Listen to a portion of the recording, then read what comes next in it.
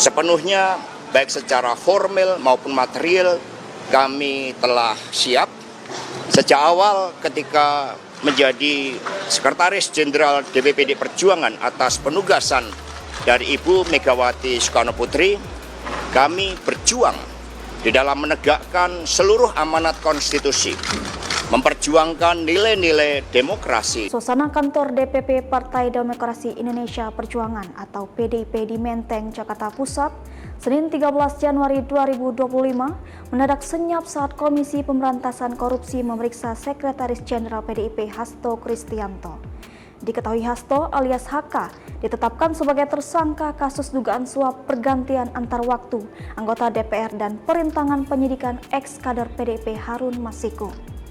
Berdasarkan pantauan wartakotalive.com, grup seripuku.com, di lokasi sekiranya pukul 9 waktu Indonesia Barat tak ada aktivitas signifikan di kantor DPP PDIP. Sejumlah bendera partai dan merah putih masih berkibar.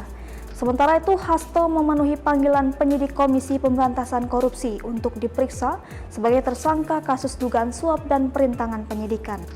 Hasto tiba di Gedung Merah Putih KPK Jakarta Selatan pada pukul 9:33 waktu Indonesia Barat dengan mengenakan jas hitam, kemeja putih, dan celana krim.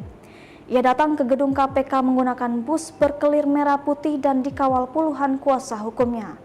Dalam rombongan itu tampak diantaranya pengacara Roni Talapesi, Magdir Ismail, Patra M. Zain, serta sejumlah pengacara lainnya. Diketahui penyidik KPK semula memeriksa Hasto sebagai tersangka dalam kasus dugaan suap dan perintangan penyidikan perkara Harun Masiku pada hari Senin 6 Januari pukul 10 waktu Indonesia Barat. Namun Hasto meminta jadwal ulang.